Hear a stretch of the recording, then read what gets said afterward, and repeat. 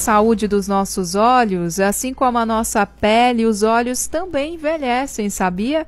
Pois é, para nos explicar melhor sobre esse assunto, a gente conversa com a oftalmologista, a doutora Keila Prado.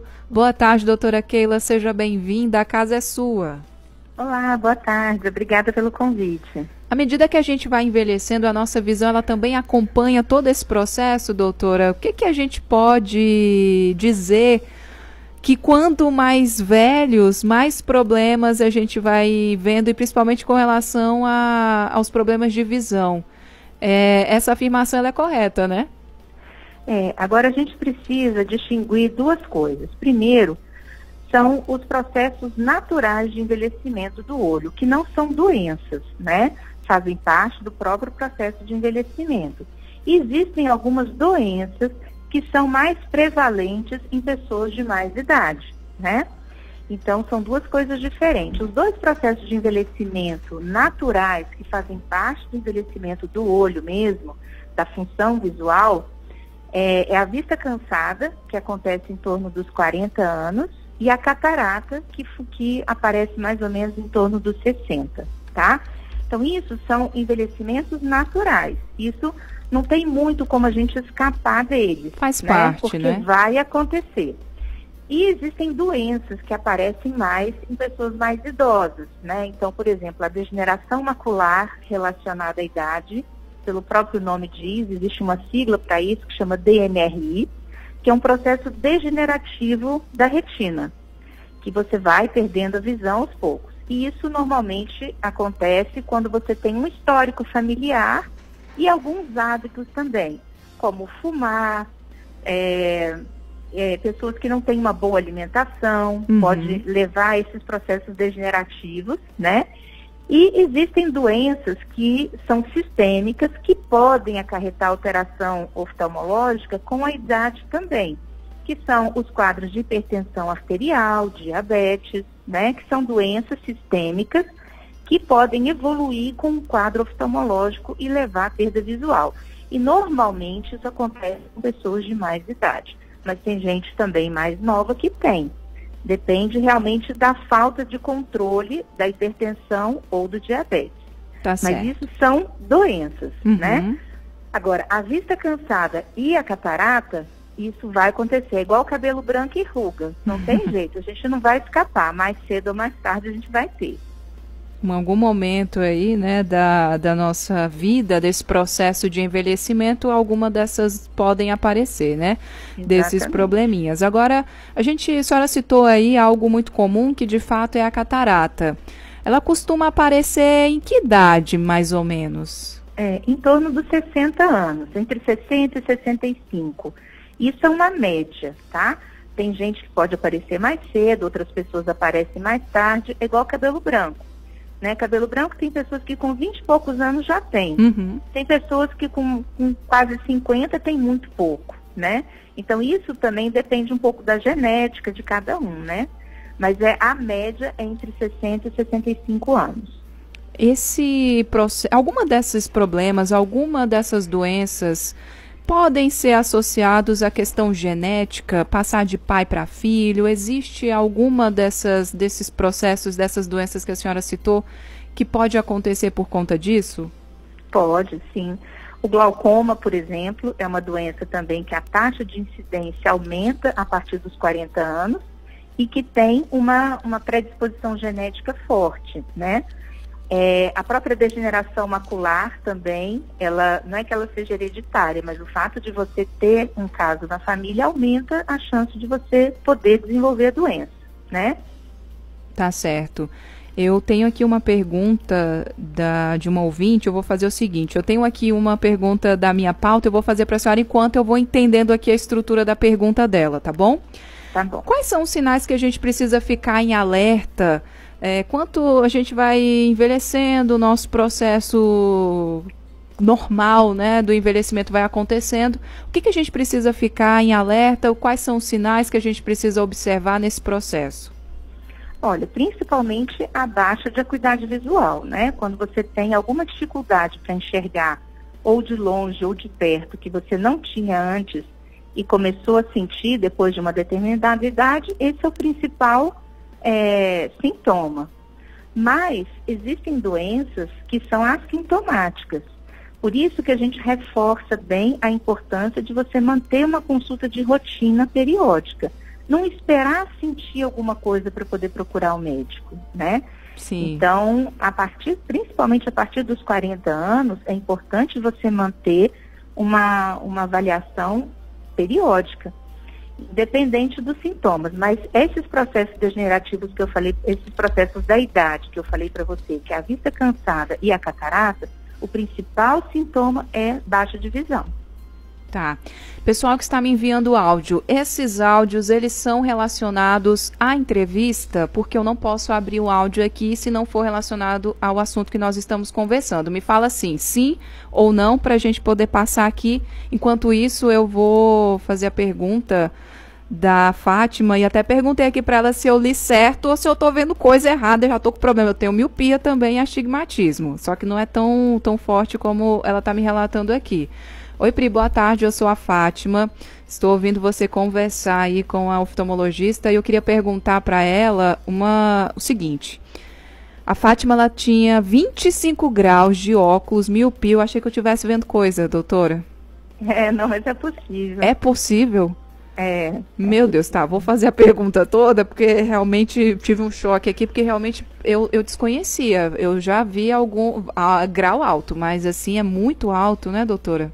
É, muito alto. 25 graus, né, de óculos, miopia alta, né, e aí fiz uma cirurgia de correção de grau, tinha catarata, mas era congênita, não crescia, de qualquer forma, nessa cirurgia, ela está perguntando se ela está correndo algum risco ou estacionou por aqui. E quais são os cuidados que ela deve ter, porque isso tem 3 anos que ela fez a cirurgia de correção da miopia. E essa diz que às vezes ela sente a visão um pouco mais fraca, mas aí ela vai ao médico a cada 6 meses ou 1 ano para poder fazer esse acompanhamento. A coisa mais importante realmente é isso, né? Porque assim, o risco maior que poderia acontecer com ela era durante a cirurgia e no primeiro ano pós-operatório. Depois disso, aí já não tem mais risco de desenvolver tantas alterações. Se até agora não desenvolveu, daqui para frente também não vai ter muita chance de acontecer mais problemas, os problemas mais sérios que acontecem em cirurgia de alto míope, né? Então, o que é importante agora é ela manter essa periodicidade para continuar avaliando principalmente a retina, porque a retina do alto míope é uma retina mais frágil. É uma retina mais fina, mais sujeita a descolamento, e isso ela ainda corre o risco de ter um descolamento de retina. Então, precisa fazer realmente o acompanhamento, tá? Mas assim, o risco maior já passou a fase. Tá certo. Tem um áudio aqui da ouvinte Aldorica. Eu não consegui ouvir antes em off aqui, doutora, a gente vai ouvir juntas, tá bom? Bom, eu tenho 46 anos, eu ontem descobri que eu tô com um começo de catarata nos olhos. Ela tem 46 anos e disse que está com um comecinho de catarata, mas é muito, vai do indivíduo mesmo, né, doutora, como Exatamente. A senhora disse. Normalmente a média é entre 60 e 65 anos, mas você pode apresentar catarata mais cedo também. Ainda mais assim, se você teve algum tratamento mais duradouro de algum processo infeccioso ou inflamatório do olho, que você usou corticoide, o próprio diabetes também, às vezes ele antecipa um pouquinho o início dessa catarata. Mas a cirurgia só é necessária mesmo quando tiver reduzida a visão dela, né? Uhum. Então, tem gente que às vezes tem uma catarata muito inicial que não chega a comprometer a visão. Aí, nesses casos, não tem indicação de cirurgia. Tá certo. Muitas pessoas, doutora, têm o hábito, quer dizer, o mau hábito, né, de não ir ao médico ou só ir quando tem realmente um problema, está sentindo mal, está sentindo alguma dor, algo errado está acontecendo e aí vão ao médico. O certo é a gente se consultar com uma certa frequência e ir ao médico com uma certa frequência. Geralmente, as pessoas que não sentem problema nenhum na visão não vão ao oftalmologista de forma alguma. Só quando, de fato, descobrem alguma coisa, sentem alguma dor, vê que tem alguma coisa errada, não estão conseguindo enxergar bem, enfim. O certo é consultar o oftalmologista de quanto em quanto tempo?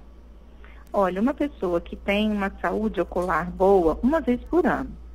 E qualquer doença, qualquer outra alteração, aí vai variar de acordo com o problema que a pessoa tenha.